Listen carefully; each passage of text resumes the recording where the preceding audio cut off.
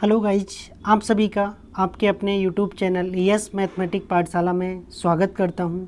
तो जैसा कि आपको पता है, मेरा फर्स्ट वीडियो लेक्चर अपलोड हो चुका है जिसमें मैंने 1 to 15 क्वेश्चन आपको जो न्यूमेरिकल वेस्ट थे वो बोर्ड पे कराए थे। अब जो बचे हुए पेडागोगी के 15 क्वेश्चंस हैं वो मैं आपको पीडीएफ के माध्यम से कराऊंगा, क्योंकि अगर ये क्वेश्चन बोर्ड पे कराऊंगा तो बहुत सारा टाइम लग जाएगा और आप लोगों के पास अभी इतना सारा टाइम नहीं है कि 15 क्वेश्चन को समझने के लिए पूरा 1 घंटा ख़राब करें। ठीक है गाइज, तो बने रहिए मेरे साथ एंड तक। और आपको अगर मैथ प्रॉपर पढ़ना है, अभी क्या है, मैंने जो फर्स्ट वीडियो लेक्चर डाला है आपके लिए उसमें आपको 1 to 15 क्वेश्चंस कराए थे और उनसे रिलेटेड जैसे भी क्वेश्चन बन सकते थे वो सारे वहाँ पे बता दिए। बट अभी मैं आपको इसमें पेडागोगी कराने वाला हूँ। ठीक है गाइज, क्योंकि हर सब्जेक्ट में 15 क्वेश्चन न्यूमेरिकल वेस्ट आते हैं और 15 क्वेश्चन आपके पेडागोगी से आते हैं। ठीक है गाइज, तो अब जो है यहाँ पे मैं आपको 15 क्वेश्चंस कराऊंगा, तो ये आपको पीडीएफ के माध्यम से कराऊंगा गाइज। ठीक है, तो इसमें आपको क्या करना है, बस आपके सामने क्वेश्चन होगा, 4 ऑप्शन होंगे, तो आपको मेरे बताने से पहले आपको कमेंट में क्या करना है, आंसर देते रहना है, जिससे आपको पता चलेगा कि हाँ मैंने जो ऑप्शन बताया है ABC करके आप ऑप्शन दें अपना, जिससे कि पता चले आप ऑप्शन करेक्ट दे रहे हो। फिर बाद में मैं बताऊँगा तो उससे आप अपना चेक करते रहिए। ठीक है गाइज, तो देख लेते हैं फर्स्ट क्वेश्चन क्या है इसका। फर्स्ट क्वेश्चन दे रखा है डायरेक्ट, ये पूरा ऊपर डिस्क्रिप्शन लिखा है, निम्नलिखित प्रश्नों के उत्तर देने के लिए सही सबसे उपयुक्त विकल्प चुनिए। सही तो है, सही में भी सबसे उपयुक्त चुनना है जो आपको दृष्टिकोण से सबसे अच्छा होगा। लिखा है समावेशित विद्यालय में, समावेशित विद्यालय में। ठीक है गाइज, देख लीजिए यहाँ पे जो आपसे बोला गया है कि समावेशित विद्यालय, समावेशित विद्यालय में अपनी कक्षा के दृष्टिबाधित छात्रों के लिए, छात्रों को कैसे पूरा करेंगे। दृष्टिबाधित छात्र हैं गाइस। अब दृष्टिबाधित जो छात्र होते हैं उनको पढ़ाने के लिए क्या करना पड़ेगा वो आपको देखना है। ठीक है गाइस, और उसको करने के लिए आपको 4 ऑप्शन यहाँ पे दे रखे हैं। पहला, अब जो इंग्लिश में भी है हिंदी में भी है, तो मैं आपको हिंदी में बोल रहा हूँ, इंग्लिश में आप खुद पढ़ सकते हैं। शिक्षण अधिगम और वैकल्पिक प्रणालियों और साधनों का प्रयोग करेंगे। मतलब शिक्षण अधिगम, जो भी शिक्षण अधिगम होते हैं, लर्निंग एंड टीचिंग, उनके मेथड्स का प्रयोग करेंगे या और साथ में अच्छे साधन्स का प्रयोग करेंगे। ठीक है गाइस, तो दूसरा ऑप्शन है आपका, दूसरे ऑप्शन में लिखा है उन्हें विशेष शिक्षक के पास भेजेंगे। ठीक है, अगला दे रखा है उन्हें अतिरिक्त अभ्यास के लिए समय देकर, उनके लिए जो समय देना है वो अतिरिक्त देना है, या उन्हें उच्च उपलब्धि वाले छात्रों के साथ बैठाकर। देखिए गाइस, एक चीज़ यहाँ पे गलती है, जो अच्छे बच्चे उनके साथ बैठाकर तो वो नहीं सीख सकते। ठीक है, उन्हें अतिरिक्त अभ्यास के लिए समय, ये भी गलत हो जाएगा। क्यों नहीं, अच्छे शिक्षकों के पास भेजकर कहाँ तक भेजोगे, ऐसे तो बहुत सारे बच्चे होते हैं, तो ये नहीं। तो क्या करना है हमारे लिए, अच्छे टीचिंग मेथड्स का, ठीक है, टीचिंग एंड लर्निंग का प्रयोग करना है, जिससे कि क्या होगा, जो बच्चे होंगे वो आपके वैल्यू और साधनों का प्रयोग करके सीख सकेंगे गाइस। ठीक है, नेक्स्ट क्वेश्चन देख लेते हैं।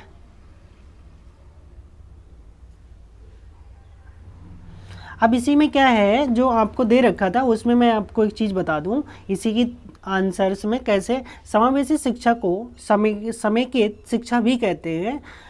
ठीक है, जो समावेशी शिक्षा होती है उसी को हम क्या बोलते हैं गाइज, समेकित शिक्षा भी बोलते हैं। समावेशी शिक्षा से तात्पर्य है कि जो दिव्यांग बालक होते हैं, जैसे कुछ अंधे हैं, ठीक है, कुछ पैर से या बोल नहीं पाते, लिख नहीं पाते, गूंगे हैं, ठीक है, तो इस टाइप के जो बच्चे होते हैं, दिव्यांग छात्रों को सीखने की प्रक्रिया हेतु उपयुक्त क्या होता है, माहौल जो होता है प्रदान करके उन्हें सामान्य बच्चों के साथ शिक्षा प्रदान करने से है। मतलब उन बच्चों को ऐसे हमें मतलब फैसिलिटी देनी है टीचिंग मेथड्स में और लर्निंग में, ठीक है, और ऐसे साधन्स का प्रयोग करना जिससे कि वो अच्छे बच्चों के साथ शिक्षा ग्रहण कर सके। समावेशी शिक्षा की पहल सर्वप्रथम कनाडा और अमेरिका जैसे देशों में हुई। ऐसे क्वेश्चन आ सकते हैं जहाँ दिव्यांग छात्रों को भी सामान्य छात्रों की तरह शैक्षणिक गतिविधियों में सम्मिलित होने का अधिकार प्राप्त है। ठीक है, समावेशी विद्यालय में आप अपनी कक्षा के दृष्टिबाधित छात्रों की आवश्यकताओं को शिक्षण अधिगम, यहाँ पे आ गया टीचिंग एंड लर्निंग की वैकल्पिक प्रणालियों और साधनों का प्रयोग करके पूर्ति कर सकते हैं। ठीक है गाइज, इसको पूरा देखते रहिए, इससे कई क्वेश्चन बन सकते हैं, जिससे रिलेटेड जितना भी टॉपिक था वो मैंने यहाँ पे कवर कर लिया है कि क्या कर सकते हैं, पूर्ति कर सकते हैं। ठीक है गाइज, दृष्टिबाधित छात्रों की शिक्षा के लिए ब्रेल पद्धति का प्रयोग किया जाता है, ये पूछा जा सकता है गाइज, बहुत ही इंपॉर्टेंट क्वेश्चन हो गया कि जो दृष्टिबाधित छात्र होते हैं उनके लिए कौन सी शिक्षा का प्रयोग करते हैं, तो उनके लिए हम ब्रेल पद्धति का प्रयोग करते हैं। इस पद्धति का जो आविष्कार हुआ था वो 1821 में एक नेत्रहीन फ्रांसीसी लुई ब्रेल ने किया था। किसने किया था? 1881 ईस्वी में नेत्रहीन जो वैज्ञानिक था फ्रांसीसी, उसने किया था, लुई ब्रेल ने। लुई ब्रेल, ठीक है, ब्रेल लिपि में प्रत्येक आयताकार सेल में, जो प्रत्येक आयताकार सेल होता है उसमें, आयताकार सेल में 6 बिंदु, बिंदु यानी कि डॉट्स होते हैं जो थोड़े थोड़े उभरे हुए होते हैं, जिससे कि जो दृष्टिबाधित बच्चे हो उनके लिए पहचान सके, मतलब छूकर पहचान सके ये क्या है। यह 2 पंक्तियों में बनी होती हैं। इस आकार में अलग अलग 64 अक्षरों को बनाया जा सकता है। तो आपका एक क्वेश्चन था गाइज, और उससे रिलेटेड इतने सारे क्वेश्चन को मैंने यहाँ पे आपको कवर करा दिया है। ठीक है गाइज, उम्मीद करता हूँ समझ में आया होगा। अगला क्वेश्चन देखिए। अब जो सेकंड क्वेश्चन है वो आपका न्यूमेरिकल बेस्ड, थ्योरेटिकल बेस्ड था, ठीक है, तो इसलिए मैंने वो उसमें करा दिया है, ठीक है, बोर्ड पे करा दिया है। अगला, which of the following is not, ठीक है, related too early number concept. अब यहाँ पे अर्ली नंबर कॉन्सेप्ट की बात की है। निम्नलिखित में प्रारंभिक संख्या संकल्पना से संबंधित नहीं है। अब यहाँ पे गाइस 4 ऑप्शन है, पहले आप बताइए, आप अपना कमेंट में आंसर लिखिए, मैं बताता हूँ। ठीक है, तो यहाँ पे लिखा है क्लास इंक्लूजन, मतलब वर्ग समावेश। उसके बाद सेकंड है संरक्षण, ठीक है, मतलब कंजर्वेशन, मापन और वर्गीकरण। तो इसका गाइस जो करेक्ट आंसर होगा वो सी होगा, मापन। ठीक है, और इससे रिलेटेड मैं आपके लिए अभी थ्योरी भी बताता हूँ। जो थ्योरी इससे रिलेटेड है वो ये है कि प्रारंभिक संख्या संकल्पना का मापन मतलब मेजरमेंट से नहीं है, जबकि वर्ग समावेशन, संरक्षण, ठीक है, और वर्गीकरण प्रारंभिक संख्या की संकल्पना में निहित है। जो मेजरमेंट है वो नहीं है। तो आपका कौन सा ऑप्शन, इससे यही पूछा था कौन सा रिलेटेड नहीं है, तो मेजरमेंट रिलेटेड नहीं होगा। संख्या संकल्पना के अंतर्गत क्या क्या चीज़ आती है वो देख लिए। गणित संक्रियाओं में वर्ग, संरक्षण, वर्गीकरण, ये 3 तो थे आपके। आकलन भी है, ठीक है, पक्षांतरण भी है, इत्यादि संक्रियाएं क्या होती हैं, सम्मिलित होती है गाइज। नेक्स्ट क्वेश्चन देख लीजिए गाइज। नेक्स्ट क्वेश्चन में आपसे पूछा है which of the following statement is true regarding the number numeral and number. देखो नंबर गाइज क्या होते हैं, 1 2 3 4 5 होते हैं, और न्यूमरल का मतलब ये होता है कि वो डिजिट्स में लिखे हुए हैं, सिर्फ इतना सा मतलब है। तो आप ये लिखा है संख्यांक और संख्या के विषय में निम्नलिखित में कौन सा कथन सत्य है। पहला देखिए, संख्या एक प्रतीक है जिसमें संख्या को प्रदर्शित करने के लिए, मतलब जो संख्यांक होता है वो क्या होता है, एक प्रतीक होता है। जैसे आपसे बोल दिया न्यूमरल में लिखिए, तो आपको पता है कि न्यूमरल में हमें 1 2 3 4 लिखना है। आपसे बोलिए रोमन में लिखिए तो रोमन टाइप से लिखोगे। आपसे बोला बाइनरी में लिखिए तो बाइनरी में लिखना होगा। तो वो क्या है, एक संख्यांक है, आपको बताया जाएगा किस टाइप में लिखना है, बट संख्या एक पर्टिकुलर होती है। तो वो इसके अकॉर्डिंग तो पहला ही ऑप्शन गाइज क्या हो जाएगा, करेक्ट हो जाएगा। बाकी ऑप्शन क्या हो जाएंगे, रॉन्ग हो जाएंगे। इनने क्या बोला, एक संख्या को विभिन्न संख्याओं के द्वारा निरूपित कर सकते हैं। एक संख्या को कैसे विभिन्न संख्याओं द्वारा निरूपित कर सकते हैं, ये तो बिल्कुल गलत हो गया। अगला ऑप्शन देखिए, ठीक है, अगले ऑप्शन में बोला गया है, ठीक है, तो क्या लिखा है, एक सेकेंड गाइज, तो यहाँ पे पूछा है, अच्छा, एक संख्या को विभिन्न संख्यांकों द्वारा निरूपित कर सकते हैं। ठीक है गाइज, अभी देखते हैं इसको। तो इसमें आपको क्या बोला गया, ए और बी दोनों अशुद्ध हैं, ए बी शुद्ध, ए अशुद्ध हो जाएगा, ठीक है, ए बी दोनों शुद्ध हो जाएंगे, ए और ठीक है बी दोनों ही अशुद्ध हो जाएंगे। तो आपको बताना है गाइज। तो इसमें जो मैंने सही से नहीं देखा था, इसमें जो ऑप्शन है आपका जो ये वाला देखिए, पहले फिर से पढ़ लीजिए। पहला ऑप्शन तो बिल्कुल करेक्ट है, क्योंकि एक क्या लिखा है, न्यूमरल इज ए सिंबल, मतलब नंबर जो होता है वो एक क्या होता है, सिंबल होता है। जैसे आपसे बोल दिया इंटीजर्स में लिखिए, तो इंटीजर का क्या बना देंगे आप, आई बना देंगे। आपसे बोला कॉम्प्लेक्स में लिखिए तो आप सी बना देंगे। लिखा है आपके लिए कि पॉजिटिव इंटीजर्स लिखना है तो आई प्लस बना देंगे, ठीक है, रियल नंबर लिखना तो आर बना देंगे। तो वो एक क्या हो गया, सिंबल हो गया गाइज। सेकेंड में लिखा है the same number can be represented by the different numerals. अब जैसे आपको 1 लिखना है, सपोज करिए गाइज 1 लिखना है, तो 1 आपका नेचुरल नंबर में भी आता है, 1 आपका रियल नंबर में भी आता है, 1 आपका रेशनल नंबर भी होता है गाइज, ठीक है, 1 आपका इंटीजर्स भी होता है। तो एक ही नंबर है, उसको हमने डिफरेंट संख्यांकों के द्वारा क्या कर दिया, प्रदर्शित कर दिया। तो ए बी ऑप्शन करेक्ट है और बी बी ऑप्शन आपका क्या है, करेक्ट है। बाय मिस्टेक मैंने देख नहीं पाया था सही से, तो इसके दोनों ऑप्शन क्या हो जाएंगे, करेक्ट हो जाएंगे। A and B both are correct. ठीक है, अगला क्वेश्चन देख लीजिए गाइज। अगला क्वेश्चन आपका जो दे रखा है यहाँ पे वही दे रखा है, ठीक है गाइस। अब जैसे का खा 1 2 3 4 5 इत्यादि ऐसे दे रखे हैं, तो इस तरह से हम इसको लिख सकते हैं गाइस। नेक्स्ट क्वेश्चन देख लीजिए गाइस। नेक्स्ट में लिखा है which of the following is not a mathematical process. तो इन्होंने आपसे पूछा गया है कि कौन सी प्रोसेस जो है वो मैथमेटिकल नहीं है, मतलब गणित का प्रक्रम वो नहीं है। तो आपके पास 4 ऑप्शन है, ठीक है, मानस दर्शन, कंठस्थ करना, आकलन करना, पक्षांतर करना। देखो हम क्या करते हैं, एक साइड से दूसरी साइड में ले जाते हैं नंबर्स को, तो पक्षांतर हो गया।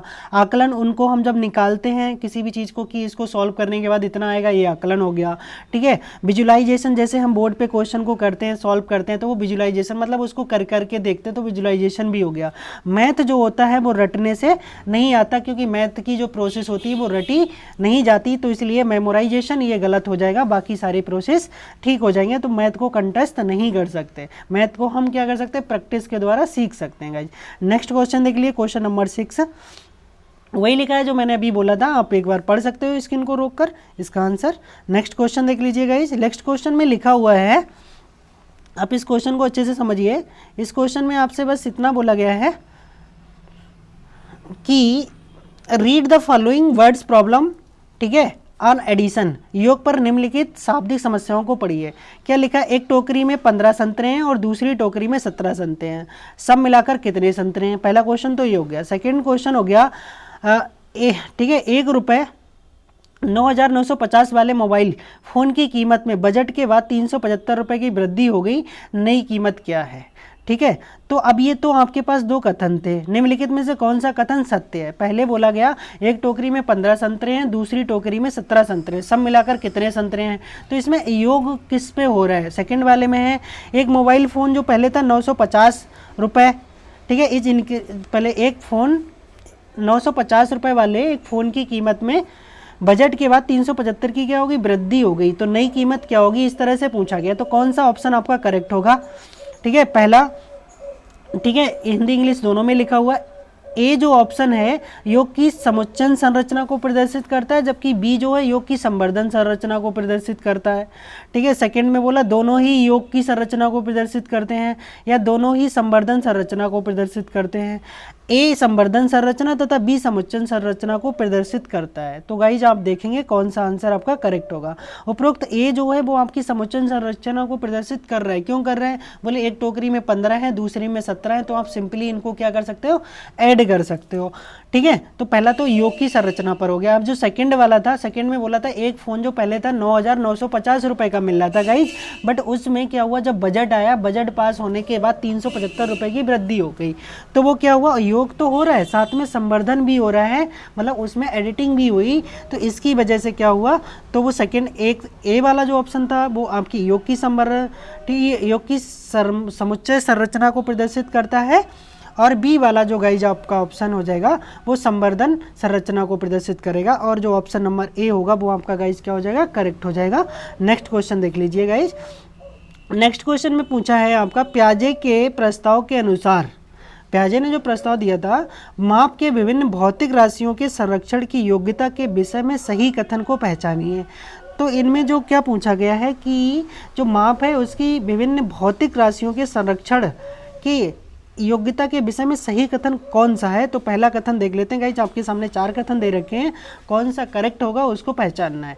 तो पहला लिखा, आयतन के संरक्षण की समझ द्रव्यमान के संरक्षण से पहले आती है। इन्होंने बोला किसी भी चीज़ का अगर हमें आयतन निकालना है तो आयतन से पहले हमें क्या करना पड़ता है, उसका द्रव्यमान की वो कितने किलो का है वो पहले पता चल जाता है। सेकंड था, भार के संरक्षण की समझ संख्याओं के संरक्षण से पहले आती। भार मतलब उसका कितना वेट है, तो उसमें जो संख्या हमें पता होनी चाहिए, तो संख्या से पहले आ जाती है, संख्या पहले आती बाद में भार आता है। तीसरा बोला था, लंबाई के संरक्षण की समझ संख्याओं के संरक्षण से पहले आती है, मतलब आप कितने लंबे हो, ठीक है, लंबाई की समझ पहले आ जाएगी, बाद में संख्याओं की आएगी। अगला चौथा ऑप्शन लिखा, भार के संरक्षण की समझ आयतन के संरक्षण से पहले आती है। तो गाइज आपने चारों ऑप्शन देखे, आप बताइए कौन सा होगा, कमेंट बॉक्स में आंसर दीजिए, ठीक है, और मैं आपको इसका करेक्ट आंसर बताता हूँ। इसका जो करेक्ट आंसर है गाइज वो डी है, क्योंकि भार के संरक्षण की जो समझ होती है ना वो आयतन से पहले आती है, क्योंकि उसका भार कितना है, क्योंकि अभी आपने उसका आयतन मेजरमेंट नहीं किया है वो कितना मतलब है। जैसे आपने अगर 2 लीटर पानी लाया तो हमें क्या करना है, तो उसका जो भार हम देख के बता देंगे, बट अभी जैसे किसी भी बर्तन में पानी है आपका समझ लीजिए, तो आपको उसका भार उठाने के बाद पता चल जाएगा इतना भारी है इतना हल्का है, बट आपको जब तक उसको मेजर नहीं करोगे तब तक आपको ये नहीं पता चलेगा वो कितने लीटर है, अर्थात उसकी कैपेसिटी अर्थात उसका वैल्यूम या आयतन आपको पता नहीं चलेगा। तो आपका ऑप्शन नंबर जो हो जाएगा वो डी क्या हो जाएगा, करेक्ट हो जाएगा। और यही आपको जीन पियाजे ने बताया था। इसका आपका विश्लेषण देख लीजिए। जीन पियाजे के प्रस्ताव के अनुसार माप में विभिन्न भौतिक राशियों के संरक्षण की योग्यता विषय में सही कथन भार के संरक्षण की समझ आयतन के संरक्षण से पहले आती है। पियाजे द्वारा प्रतिपादित संज्ञानात्मक विकास सिद्धांत इन्होंने दिया था। विकास सिद्धांत मानव बुद्धि की प्रकृति एवं विकास से संबंधित एक ठीक है विशद सिद्धांत है। पियाजे का सिद्धांत जो था विकास संबंधी सिद्धांत था। इन्होंने अपना जो विकास संबंधी सिद्धांत दिया था उसमें आपको 4 स्टेजेस दी थी। 4 स्टेजेस जो थी ये बहुत इंपॉर्टेंट है, आपसे पूछा जाता है गाइस, इसको अच्छे से देख लीजिए। मैं एक बार इनको आपको बताता हूँ। जो 4 स्टेजेस थी उन 4 स्टेजेस को इन्होंने बांटा था अलग अलग एजेस के लिए। सब पहला था संवेदिक पेशीय अवस्था मतलब सेंसरी मोटर, वो 2 साल जन्म से लेके 2 साल तक थी। सेकंड थी पूर्व संक्रिया अवस्था, इसको जब मैं आपको डिटेल में आपको जब साइकोलॉजी पढ़ाऊंगा ठीक है तब आपके लिए वहाँ पे सीपीडी जो सीपीडी पढ़ाऊंगा तब आपको अच्छे से बताऊंगा इसके बारे में। बट अभी आप इसकी अवस्थाओं की एज देख लीजिए, किस अवस्था के लिए कौन सी एज, इसको बोलते हैं प्री ऑपरेशनल ठीक है स्टेज। ये होती है 2 से 7 वर्ष के लिए। कॉन्क्रीट जो होती है ऑपरेशनल वो 7 से 11 होती है, और जो फॉर्मल होती है वो 11 से 18 होती है। तो इससे आपको एक ऑप्शन मिल जाता है। टेट में कई बार इससे ऑप्शन बन चुका है और सी टेट में भी बन चुका है। नेक्स्ट क्वेश्चन देख लीजिए गाइज, यहाँ से लिखा है, हिंदी में ही पढ़ लेते हैं। एक अध्यापक कक्षा 4th के ठीक है छात्रों को निम्नलिखित कार्य देता है। क्या कार्य देता? 25 टाइलों को सभी संभव आयताकार ठीक है व्यू में क्या करना, व्यवस्थित करना है, करें। मतलब 25 टाइलें हैं और आपको 25 टाइलों को क्या करना है, एक आयताकार ठीक है व्यू में क्या करना, व्यवस्थित करना है। इस प्रकार से निम्नलिखित में से कौन सी गणितीय अवधारणाओं को संबोधित किया जा सकता है? ठीक है, क्षेत्रफल गुणनखंड परिमाप, क्षेत्रफल परिमाप आयतन, क्षेत्रफल आयतन लंबाई, आयतन क्षेत्रफल या लंबाई। तो ये 4 ऑप्शन है। 4 ऑप्शन में आपका कौन सा होगा, आप जल्दी से इसका आंसर कमेंट बॉक्स में दीजिए। और जो लोग अभी वीडियो देख रहे हैं वो प्लीज़ वीडियो को लाइक भी कर दें, ठीक है गाइज, क्योंकि अभी लाइक्स की संख्या बहुत कम है, तो आप प्लीज़ लाइक भी बढ़ाते रहिए जिससे मुझे मोटिवेट होता रहूँ। अगला तो इसका क्या होगा, जैसे 25 टाइलों को सभी संभव आयताकार ठीक है व्यू में जब व्यवस्थित करने पर क्या बनेगा, गणित अवधारणाओं को संबोधित किया जा सकता है। कौन सी? जैसे क्या होगा, क्षेत्रफल, जैसे हमने चारों बना दिए उनका हम क्षेत्रफल निकाल सकते हैं कि जो टाइलें हमने बिछाई हैं आयताकार उनका क्षेत्रफल कितना होगा, उनका गुणनखंड क्या होगा, उनका परिमाप क्या होगा। ठीक है, तो हमें किसकी होगी, क्षेत्रफल गुणनखंड और परिमाप की क्या हो जाएगी, मतलब पता चल जाएगा, मतलब निकाल सकते हैं। इसका मुख्य कारण ये है कि टाइल्स प्रायः वर्गाकार होती हैं और वर्ग में क्षेत्रफल गुणनखंड और परिमाप तीनों क्या होते हैं, निर्धारित होते हैं। तो ऑप्शन नंबर ए आपका क्या हो जाएगा गाइज, करेक्ट हो जाएगा। नेक्स्ट क्वेश्चन देख लीजिए, निम्नलिखित समस्याओं में से कौन सा गणित में प्रश्न हल करने का कौशल नहीं है, मतलब कौन सा ऐसा कौशल इसमें दे रखा है जिससे हम गणित में प्रश्न सॉल्व नहीं कर सकते। लिखा है ड्राइंग है ठीक है, वर्किंग बैक है ठीक है, रोट लर्निंग है, सेकंड ऑप्शन ठीक है, reasoning using variable, look for a pattern ठीक है, क्या लिखा, कंठस्थ करना, अनुमान लगाकर परीक्षण करना, चित्रांकन करना। ठीक है गाइज, तो इसका अगला क्या लिखा है, ट्रायल एरर, मतलब ट्रायल और एरर, पहले हमने किया गलत हो गया फिर दूसरे मेथड से किया, ये ट्रायल एंड ठीक है, ड्राइंग होता है, मेमोराइजेशन होता है। तो आप इसका जो ऑप्शन है करेक्ट देख लीजिए गाइज, वो बी है। इसमें लिखा है समस्याओं के विवेचन करना, चर का प्रयोग, चर मतलब जो होते हैं वेरिएबल्स होते हैं ठीक है, का प्रयोग करना तथा प्रतिरूप देखना, तीनों कौशल समाहित होते हैं। जबकि समुच्चय प्रक्रिया में चित्रांकन, पीछे से हल करना, रट लेना, कंठस्थ करना, अनुमान लगाना, ये इसके कौशल नहीं होते हैं। आपको पता है मैथ में ना तो रटना होता है, ना अनुमान लगाना होता है, ना प्रयास और त्रुटि करते हैं। इसमें हम क्या करते हैं, समुच्चयों की विवेचना, चर का प्रयोग करना, प्रतिरूप, तीनों कौशल समाहित होते हैं। और इसके अकॉर्डिंग जो ऑप्शन नंबर आपका बी है वो क्या हो जाएगा गाइज, क्लियर हो जाएगा, करेक्ट हो जाएगा। पहला क्यों नहीं होगा, क्योंकि वहाँ पे हम रटते नहीं हैं, वहाँ पे लिखा रोट एंड लर्निंग, इसलिए गलत हो गया। इसमें देखो मेमोराइजेशन हो गया, ठीक है, याद कंठस्थ करना, ये वाला ऑप्शन यहाँ पे नहीं होता है। मैथ में हम कंठस्थ नहीं करते इसलिए गलत है, रटते भी नहीं है इसलिए, मतलब हमें तीनों जब तक सही नहीं होंगे तब तक हम ये इसकी वजह से गलत हो रहे हैं, ठीक है। अगला देखिए क्या करते हैं, ना तो हम ट्रायल करते हैं ना ड्राइंग, ये मेमोराइजेशन फिर यहाँ पे गलत हो गया, तो ऑप्शन नंबर बी ही आपका क्या होगा, करेक्ट होगा गाइज। अगला क्वेश्चन देख लेते हैं, क्या लिखा है, व्हेन, ठीक है, हिले levels refer two stages in the development. When हिले के स्तर जिस विकास की अवस्थाओं का संकेत करते हैं वह हैं स्थानीय मान, ज्यामिति चिंतन, ठीक है, भिन्न, ठीक है, फ्रैक्शन, संख्या की संकल्पना, नंबर कॉन्सेप्ट। तो इसमें कौन सा ऑप्शन आपका करेक्ट होगा, आप जल्दी से इसका आंसर कमेंट बॉक्स में दीजिए, ABCD, ठीक है गाइज। तो इसका आंसर चेक कर लीजिए, क्या है इसका आंसर जो है वो बी है। बी का मतलब क्या हुआ है, ज्योमेट्री, ज्योमेट्री, ठीक है, ज्यामिति चिंतन होता है उस पर क्या करता है, ये डिपेंड करता है, ठीक है गाइज। इसके विश्लेषण देख लेते हैं। वान हेले ने क्या किया था, ज्यामिति चिंतन स्तर विकास की अवस्थाओं पर क्या किया था, संकेतन दिया था कि गणितीय शिक्षण में वान हेले मॉडल एक ऐसा सिद्धांत है जो यह बताता है कि छात्र ज्यामिति कैसे सीखते हैं। ये सिद्धांत क्या हुआ था 1957 में नीदरलैंड के, ठीक है, यूट्रेक्ट विश्वविद्यालय में दीना बेन हेले, ठीक है, गोल्फडे और पियर बेन हेले के, ठीक है, डायरेक्ट शोध प्रबंध से उत्पन्न हुआ था। प्रारंभिक स्तर गुणों के विश्लेषण और आकार के वर्गीकरण पर जोर देने के कारण इस मॉडल ने दुनिया भर की ज्यामिति पाठ्यक्रम को बहुत प्रभावित किया। तो वैन हेले ने उनका जो विकास का स्तर चिंतन का था वो किससे था, ज्यामिति से था। बहुत ही इंपॉर्टेंट क्वेश्चन है, नेक्स्ट ईयर भी पूछा जा सकता है।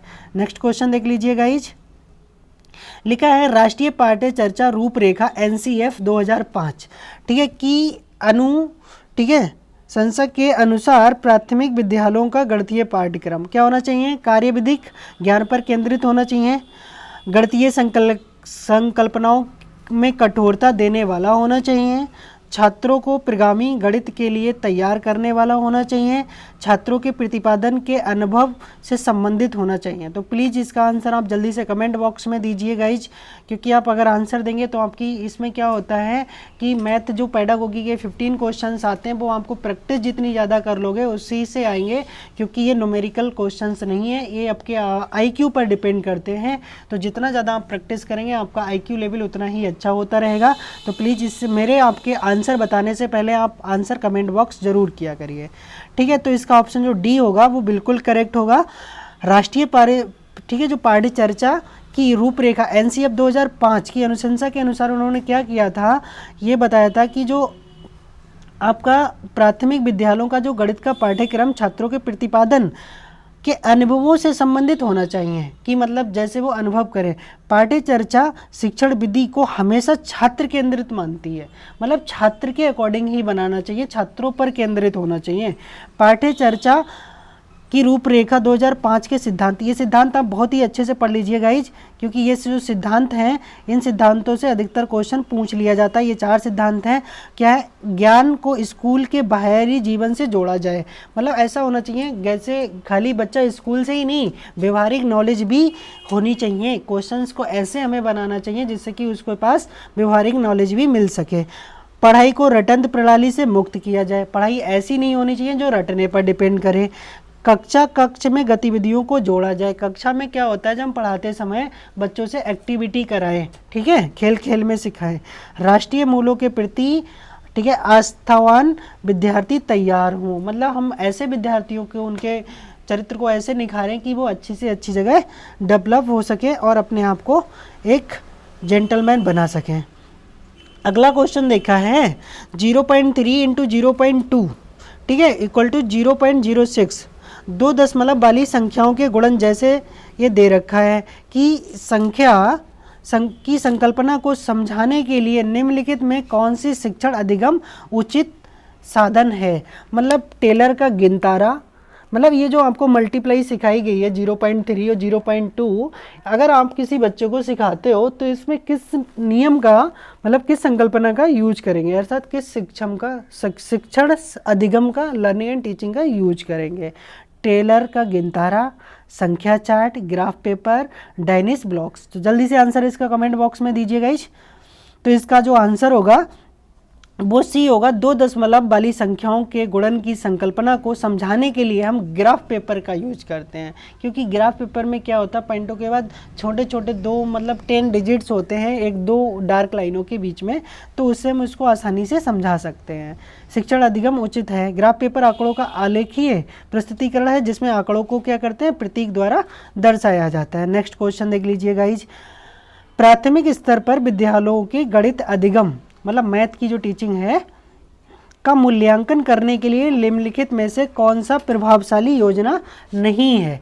तो गाइज इसमें आप एक चीज़ ज़रूर ध्यान रखना, क्वेश्चन को पढ़ते समय पता चलता है जैसे इसमें लिखा था निम्नलिखित में कौन सी योजना नहीं है, आप क्या होता है जल्दी में नहीं वर्ड नहीं पढ़ते हो, फिर आप दूसरा ऑप्शन टिक कर देते हो। तो इसमें यही होता है, अधिकतर क्वेश्चन में नहीं लिखा होता है और आप समझते हो क्या पूछा गया है क्या है, तो नहीं पे ज़रूर ध्यान दिया करो, वरना आता हुआ क्वेश्चन गलत होता है तो बहुत अफसोस होता है।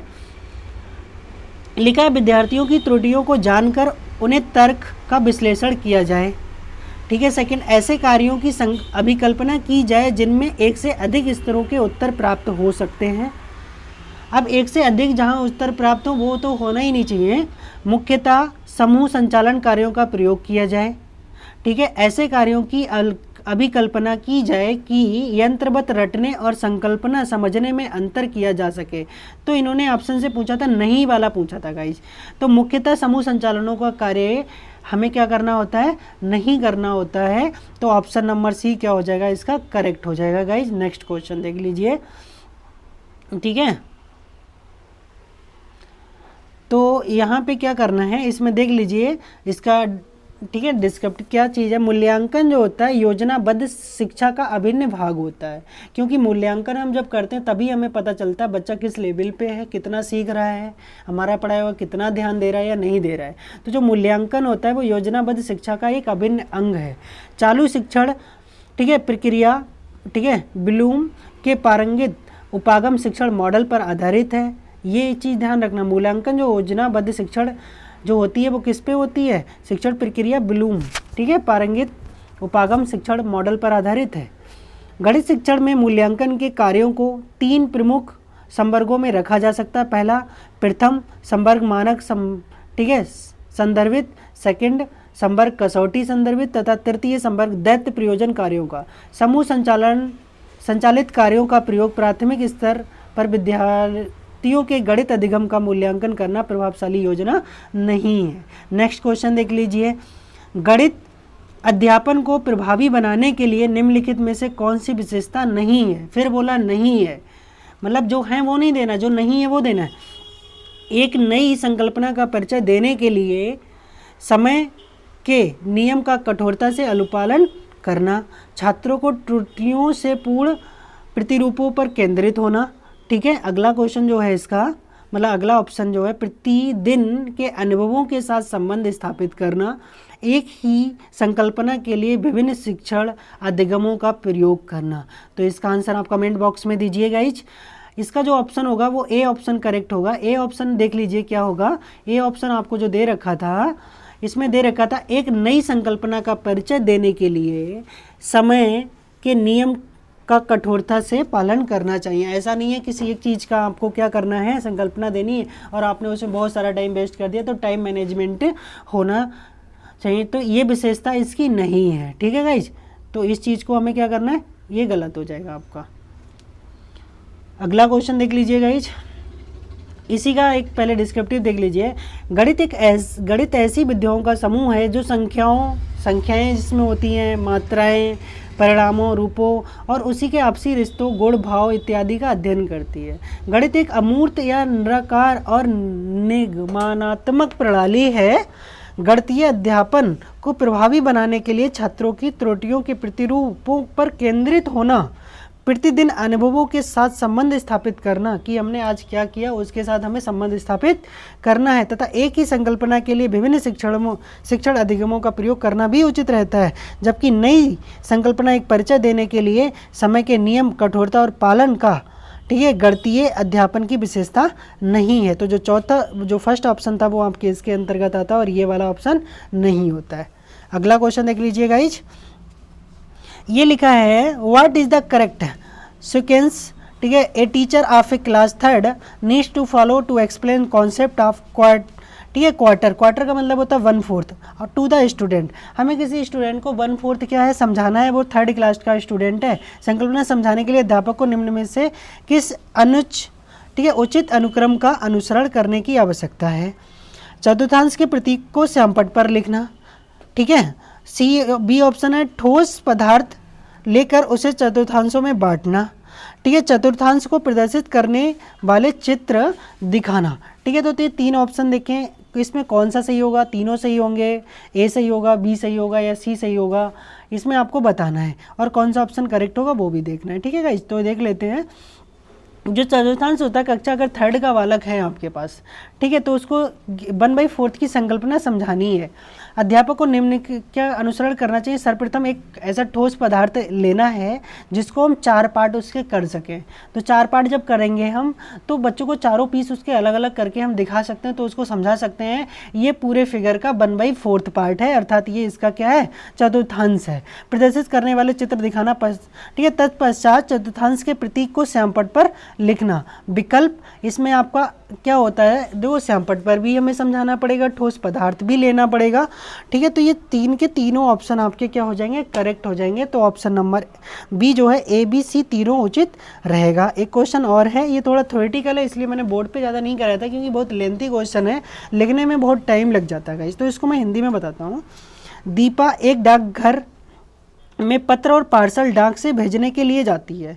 डाक की दरें इस प्रकार चित्रित की गई, जैसे 20 ग्राम या उससे कम है तो 5 रुपये देने हैं, प्रत्येक अतिरिक्त 20 ग्राम के लिए आपको 2 रुपये देने हैं। जैसे आपका अगर 20 ग्राम तक है तो आपको 5 रुपये देने हैं, और 20 ग्राम से जैसे ही वो 21 ग्राम हुआ तो प्रत्येक 20 ग्राम के लिए आपको 2 रुपये देने पड़ेंगे, 20 ग्राम अगर होता है तो। अब इन्होंने ये तो पत्र का था, नीचे पार्सल का दे रखा था, 50 ग्राम या उससे कम है तो 5 रुपये, और 50 से जैसे ही कुछ ऊपर हुआ तो प्रत्येक 50 ग्राम के लिए 3 रुपये एक्स्ट्रा देने पड़ेंगे। अब दीपा के पास समझ लीजिए क्वेश्चन क्या है, ये तो आपको बता रखा था ये कॉस्ट लगेगी किसी चीज़ के लिए। अब दीपा के पास 2 पार्सल, एक 250 ग्राम का है, एक 300 ग्राम का है गाइस, ठीक है, समझ लीजिए कि, और 2 पत्र, एक 20 ग्राम का है और एक 35 ग्राम का है, चाहती उसे कितना शुल्क देना पड़ेगा। तो देखो जो एक क्या था आपका पार्सल था वो 50 ग्राम तक 5 रुपये, 50 से ऊपर जैसे जितना भी होता है उसके ऊपर 50 ग्राम के हिसाब से 3 रुपये देने हैं। ऐसे ही जो आपका पत्र था वो 20 ग्राम था, 20 ग्राम का 5 रुपये, और 20 से ऊपर जैसे जितना भी होता है वो पर 20 ग्राम के हिसाब से आपको 2 रुपये देने पड़ेंगे। तो ये 4 ऑप्शन है 48, 39, ठीक है, 49 और 41। तो पहले इसको अच्छे से समझ लीजिए, 50 ग्राम या उससे कम आपको 5 रुपये देने, अतिरिक्त 50 ग्राम के लिए आपको 3 रुपये देने। तो समझ लीजिए जैसे आपका 250 है, आपका कितना 250, तो पहले जो 250 का 50 ग्राम निकाल दीजिए, अलग कर लिया। अब बचा कितना होगा गाइस 200, 250 का कितने टाइम्स है 3 टाइम्स है, तो पहले जो 50 हैं आपके उसके लिए आपको कितना रुपये देना पड़ेगा गाइस 3 रुपये देना पड़ेगा, सॉरी 5 रुपये देना पड़ेगा। और जो आपका बचा 200 रुपये, मतलब 250 था, 250 में 50 हमने वो माइनस कर दिया जिसका हमें 5 रुपये देना था, अब बचा 200। अब 200 कितना है 50 का 4 गुना है, तो प्रत्येक 50 ग्राम के लिए आपको 3 रुपये देने थे, तो वो ऐसे कितने 50 ग्राम है 4, ठीक है। तो इन 4 के 4 तियाँ 12 और 5 कितना हो गया 17 रुपये देना पड़ेगा। ऐसे नीचे वाले का देख लीजिए, ठीक है गाइज। अब एक क्या है 300 ग्राम का पार्सल है इसी के साथ, अब 300 में 50 पहले अलग निकाले, इसका तो 5 रुपये देना है। अब 300 का 50 निकाल दिया तो कितना बचा 250। अब 250 को 5 से जब भाग करोगे तो 5 बार जाएगा, और प्रत्येक 5 जो 50 होगा उसके लिए 3 से मल्टीप्लाई कर दोगे, तो 5 गुणा 3 15, तो 20 रुपये यहाँ हो चुका गाइज। तो ये कितना हो गया 17 रुपये ऊपर हुआ था, 20 रुपये यहाँ, तो 37 रुपये हो चुका है केवल पार्सल का। अब पत्र का निकाल लीजिए गाइज, पत्र का 20 ग्राम के लिए 5 थे और 20 से जैसे ही ऊपर बढ़ोगे तो 2 रुपये देना है। तो आपके पास कितने का है 35 ग्राम, 35 का है, तो 35 के 20 के लिए तो 5 रुपये देने, जो एक्स्ट्रा कितना है गाइस आपका 15 है उसके लिए आपको 2 रुपये देने होंगे, तो 5 2 7 रुपये हो गए, ठीक है गाइस। तो 7 रुपये इसके हो गए, और एक ऊपर कितना था आपका 20 ग्राम और एक 35 ग्राम। तो 20 ग्राम वाले के लिए 5 रुपये यहाँ पे और 7 रुपये 35 ग्राम लिए, तो 5 7 इसके कुल कितने हो गए, 12 रुपये हो गए। और 37 रुपये आप ऊपर दे चुके थे, तो 37 और 12 टोटल कितने रुपए हो गए गाइज, 49 रुपये हो गए। तो गाइज मैंने आपके 16 क्वेश्चन तो मैंने आपके पेडागोगी के कराए हैं, और जो 14 क्वेश्चंस थे वो आपको न्यूमेरिकल बेस्ड कराए थे। तो आपका जो एक पेपर 2019 का है वो गाइज मैंने कंप्लीट कर दिया है, और ये जो पेपर है वो पेपर फर्स्ट है 1 to 5th क्लास का। ठीक है गाइज, अब इसी के बाद क्या है, मैं सारे 5th क्लास के करा देता हूँ, मतलब पेपर फर्स्ट करा देता हूँ। जैसे ही पेपर फर्स्ट खत्म होगा, इसके 14 पेपर होंगे लगभग, 14 पेपर मैं 14 दिन में करा दूंगा। ठीक है, उसके बाद इसके क्या कराऊंगा, मैं जूनियर के सारे सेट्स करा दूंगा। ठीक है, फिर इसकी मैथ्स की क्या करूँगा, बीच बीच में एक पेडागोगी की भी वीडियो बना के आपके सामने डेली, नहीं तो 2 दिन में एक वीडियो आपके सामने डाल दिया करूँगा। ठीक है गाइज, जिससे कि आपको पेडागोगी भी अच्छे से समझ में आ जाए। तो मैं आपके लिए पहले मैं 2 कॉन्सेप्ट क्लियर कराऊंगा, एक मैथ्स पढ़ाऊंगा और दूसरा एनवायरनमेंट पढ़ाऊंगा गाइज। ठीक है, तो आपको अगर मेरा वीडियो अच्छा लगा हो गाइज तो प्लीज़ शेयर करें, और प्लीज़ सब्सक्राइब करें, कमेंट भी करें, और अपने दोस्तों के साथ भी शेयर करें, जिससे कि मैं अच्छे से जल्दी ठीक है सब्सक्राइबर्स की संख्या बढ़ जाए और मैं आपको लाइव आके पढ़ाना स्टार्ट कर दूं। ठीक है गाइज, जब मैं लाइव पढ़ाऊंगा तो आपका सामने इंटरेक्ट होगा, तो इसलिए गाइज ज़्यादा से ज़्यादा अपने दोस्तों के साथ इस चैनल को शेयर करें। ठीक है, जिससे कि मैं और प्रेरित हो सकूं। ठीक है, और आपको अच्छे अच्छे वीडियो दे सकूं। अगर आपको मेरे मैथ्स के प्रॉपर लेक्चर पढ़ने हैं तो मेरे चैनल यस मैथमेटिक पाठशाला में जाइए, और इसी की प्लेलिस्ट में देखेंगे, वहाँ पे कॉम्पिटिटिव मैथ होगा, तो वो भी अभी मैंने जल्दी से ही स्टार्ट किया है गाइज। तो आप वहाँ पे properly number system first chapter से स्टार्ट किया है, प्रॉपरली सारे चैप्टर्स पढ़ सकते हो, और जिस किसी को रीजनिंग पढ़नी है तो वो रीजनिंग भी पढ़ सकता है उसमें, जो कि सारा फुल सिलेबस आपके लिए मैं कराऊंगा, जो कि फ्री ऑफ कॉस्ट रहेगा, उसका आपसे कोई भी रुपये नहीं जाएगा। बस गाइज आप इतना करिए, मेरे चैनल को ज़्यादा से ज़्यादा शेयर करिए। ठीक है, जिससे कि ज़्यादा से ज़्यादा बच्चे इस चीज़ का फ़ायदा उठा सकें। So guys thank you for watching this video, और आप अपना सभी लोग इसी तरह से प्यार बनाए रखिए। आप सभी का बहुत बहुत आभार।